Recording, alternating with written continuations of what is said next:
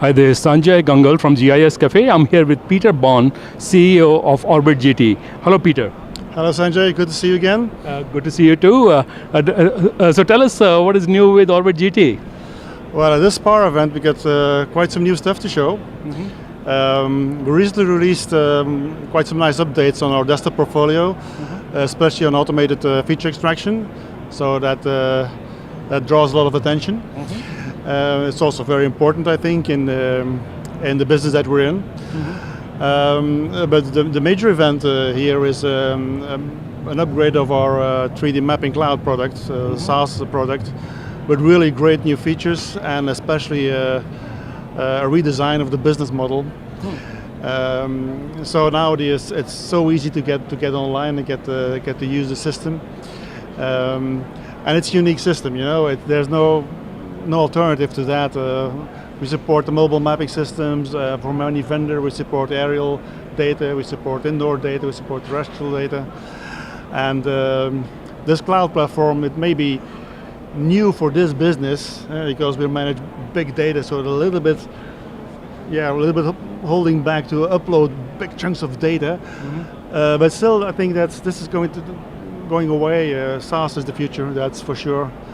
And we know from the vision that we've designed many years ago, we're still on the same track.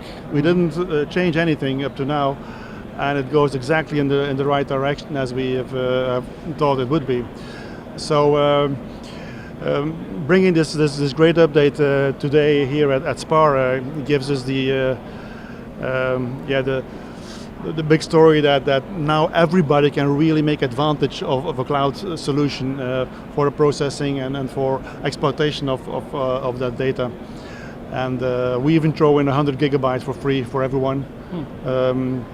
So that's nice to get started, I think. Okay, so tell us a little bit more about what exactly is the 3D mapping cloud SaaS platform, and who can use it? It's a lot of things. It's so many things.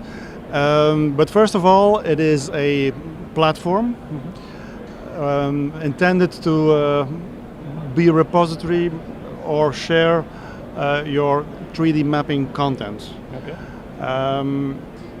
One of the key elements in this product is that it is independent from any vendor, and that we have a SDK, so you can plug it in any host software, in any workflow basically.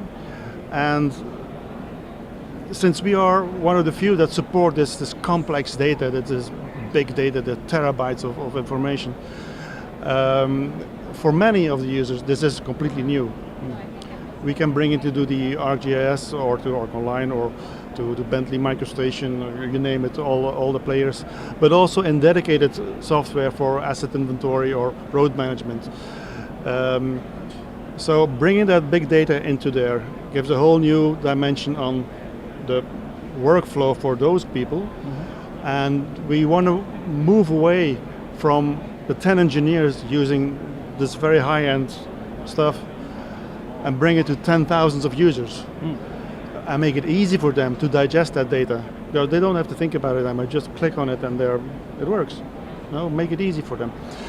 Very important. And bringing that online in a SaaS platform gives the flexibility for sharing, for not having to send out disks anymore, even within an organization. You don't even have to think about getting it to your stakeholders like customers or contractors or whoever.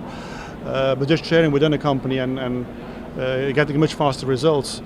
I think there are an awful lot of people who can use this. In this business, for sure, everyone should be using this software. Okay. And so essentially the idea is that if you're capturing data from any of the different sources for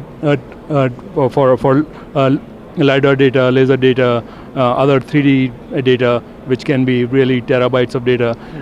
You can upload it, all of this stuff, into your 3D mapping cloud, and then you have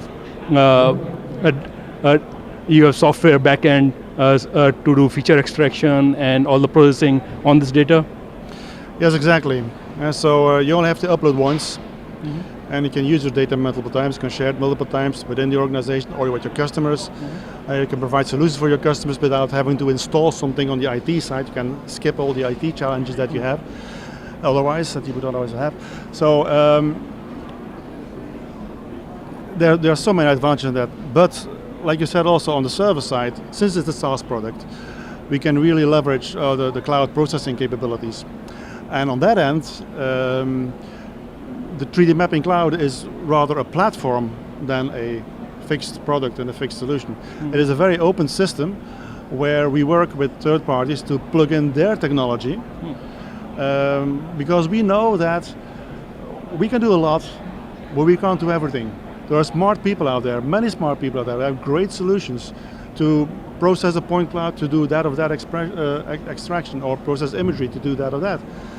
So we can bring that in and have the people using our cloud platform also exploit those capabilities, and then really bring so much more features in there than we could ever design on our own. I think also that's the future vision. We see today too much silos. One company doing this, another company doing that, another company doing that. If you go back 20 years and you would say today, like, I need an orthophoto from that company and I need a dedicated viewer for that, or an orthophoto from another company, I need another dedicated viewer. Today you would say that's ridiculous.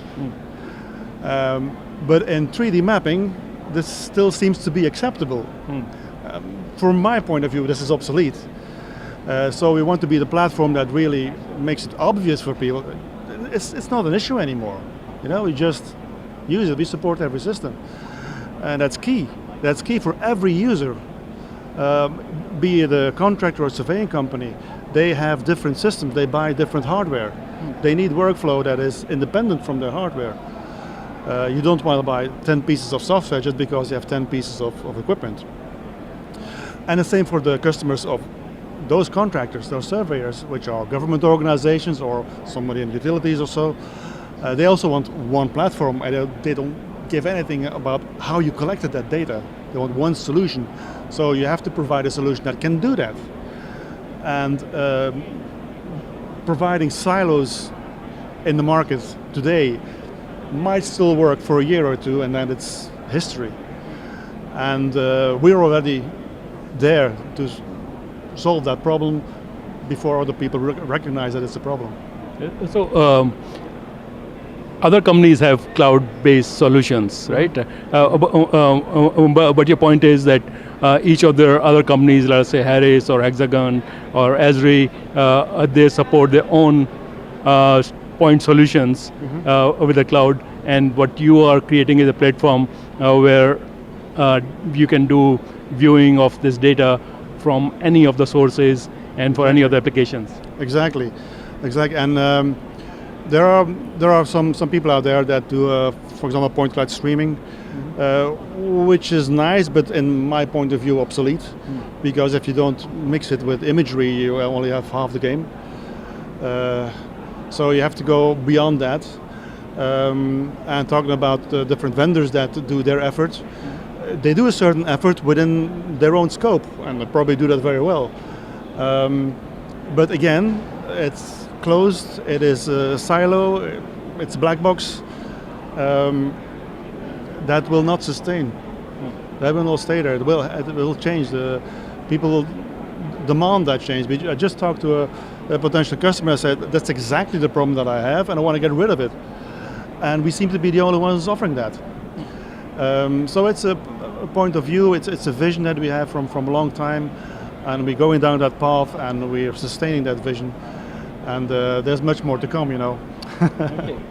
So now you also did a release of your desktop version 18.1, and so I want to ask you a little bit more about desktop version 18.1, but also does this cloud-based solution make your desktop version 18.1 also obsolete? No.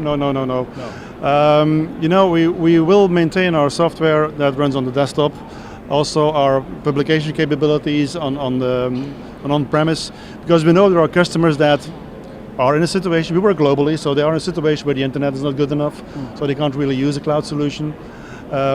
Or they want to prep much more before they put it online.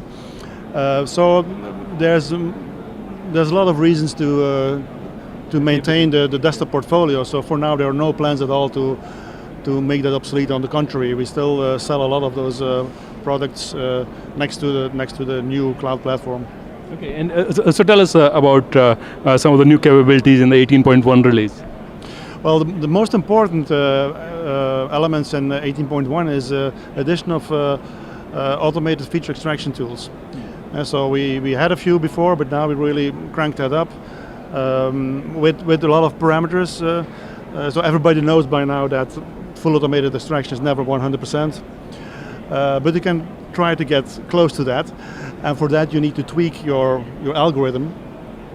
So depending on the data that you have, depending on your point cloud, the noisiness, the density, etc. that you have, you can fine-tune your parameters and try to get to 99%, and still have to run through your QC process, of course. So that is, I think that's the major thing that I want to mention here. There are quite some other lesser features that for the day-to-day user is also important, but let's keep it to that. Okay, and what is the best way for people to find out more about both your desktop version as well as your cloud solution? Well, there's one way to go, that's www.orbitgt.com. There you find everything, and of course the SaaS product is 3dmapping.cloud, where you can find everything dedicated for that SaaS platform. Okay. And can you talk about, do you want to talk about the price also, or you want to leave it up to people to go to your website to get that? No, well, one of the things that, thank you for mentioning it. One of the things that we released now is a single user subscription. So you can get online for less than $40 a month. And you get 100 gig for free, and you get guest users for free. So maybe you can start doing business for that amount of money, which is very exceptional in this business. See a competitor start with 200 a month or so, and then you still don't have anything to store your data with. So yeah, it's really a major upgrade, and I think it will be an eye opener for many people. Okay. Well, thank you very much, Peter, for coming over here to talk to us. Have a great show. Thank you, Sanjay. It's my pleasure. Thank you. This is Sanjay Gangal from GIS Cafe.